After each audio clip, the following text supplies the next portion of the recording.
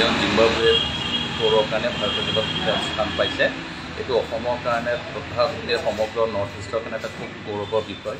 কাৰণ আপুনি যদি চাই 1948 পৰা অসম ক্ৰিকেট সন্থা চলি আছিলে, কিন্তু আমি আজিলৈকে এজন ছিনিয়ৰ লেভেলত অসমৰ পৰা খেলুৱৈ দিব পৰা নাছিলোঁ। যদিও জুনিয়ৰ লেভেল বা মহিলা ক্ৰিকেট দলত আমাৰ অসমৰ খেলুৱৈ ইতিমধ্যে স্থান গ্ৰহণ কৰিছে। উমা চেত্ৰীয়ে তাৰ নিদৰ্শন। আৰু তাৰ আগতে ৰিয়ান পৰাগকে ধৰি অন্য বিভিন্নজন খেলুৱৈ জুনিয়ৰ লেভেলত বা ৰিয়ান পৰাগে আণ্ডাৰ 23 লেভেলতো ইণ্ডিয়া দল প্ৰতিনিধিত্ব কৰিছিলে যোৱা বছৰ শ্ৰীলংকা দৌৰ এটা। কিন্তু ৰিয়ান পৰাগৰ এইটোৱে গোটেই সমগ্ৰত আমাৰ ইয়াৰ যিসকল ক্ৰিকেট প্ৰেমী আছে বা ক্ৰিকেট খেলুৱৈ আছে সকলোকে উৎসাহিত কৰিছে। আৰু মই ভাবোঁ যে ৰিয়ান পৰাগে যিটো বাট প্ৰদৰ্শন কৰিলে, সেই প্ৰদৰ্শনত আগবাঢ়ি গৈ অসমৰ পৰা আগন্তুক দিনত বা নৰ্থ ইষ্টৰ পৰা আগন্তুক দিনত বহুত খেলুৱৈ ভাৰতীয় দলত স্থান পাবলৈ সক্ষম হ'ব। বহু প্ৰত্যাশিত কিন্তু ৰিয়ান পৰাগৰ কথাটো হ'ল যে তেওঁ খুব ছিষ্টেমেটিক আৰু গ্ৰেজুৱেল ৱে তেওঁ আগবাঢ়ি গৈছিলে। তেওঁক যদি আপুনি তেওঁ গ্ৰাফটো চাই 2017-18 তেওঁ ইণ্ডিয়ান আণ্ডাৰ 19 টীম, সেইটো সময়ত চাউথ আফ্ৰিকা দলটো ভাৰতলৈ আহিছিলে, কিন্তু তেওঁ স্থান নাপাইছিলে, কিন্তু পাবলগীয়া আছিলে। তেওঁ সেই বছৰ ইণ্ডিয়াৰ থাৰ্ড হায়েষ্ট ৰান গেটাৰ আছিলে আণ্ডাৰ 19। আৰু ৰাহুল সিং আছিলে হায়েষ্ট উইকেট কিয়, তাৰপিছতো সেই দুজন খেলুৱৈয়ে পোৱা নাছিলে।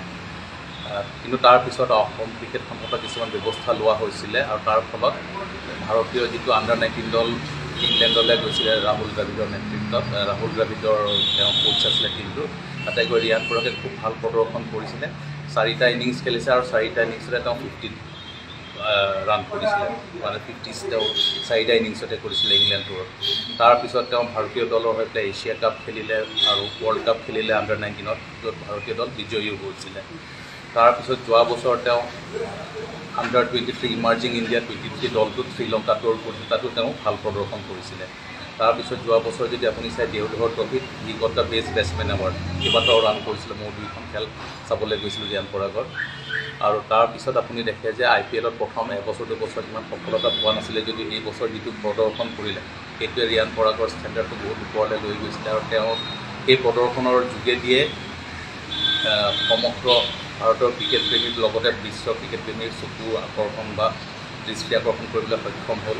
আৰু তাৰ ফলতে যোৱাকালি যিটো দল ঘোষণা কৰিছে ভাৰতীয় ক্ৰিকেট বোৰ্ডে, সেই দলত ৰিয়ান পৰাগে স্থান পাইছে।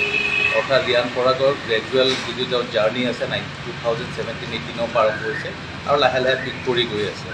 আৰু মই ভাবোঁ যে এনেকৈ যদি আগবাঢ়ি যায় এজন খেলুৱৈ, তেওঁ ভৱিষ্যতটো খুব ভাল হয়। হঠাৎ এদিন ছাকচেছফুল আৰু নেক্সট ডে ছাকচেছফুল নোহোৱা তেনেকুৱা নহয়।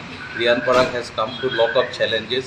সেই চেলেঞ্জেছখিনি অতিক্ৰম কৰি আগবাঢ়ি যোৱাৰ কাৰণে মোৰ লগতে সমগ্ৰ অসমবাসী আজি খুব গৌৰৱান্বিত। আৰু মই ভাবোঁ যে ৰিয়ান পৰাগক দেখা পাই অন্য খেলুৱৈসকলো আগবাঢ়ক।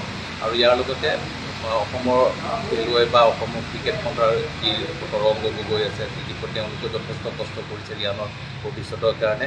তাৰ লগতে ৰাজস্থান ৰয়েলছ দলেও তেওঁক স্থান দি আছে আজি 4-5 বছৰে। চ' সকলোৱে ৰিয়ান পৰাগৰ যিটো আজি তেওঁ ছাকচেছফুল, সকলোৰে কৃতিত্ব আছে। এনেকুৱা প্ৰতিভাৱান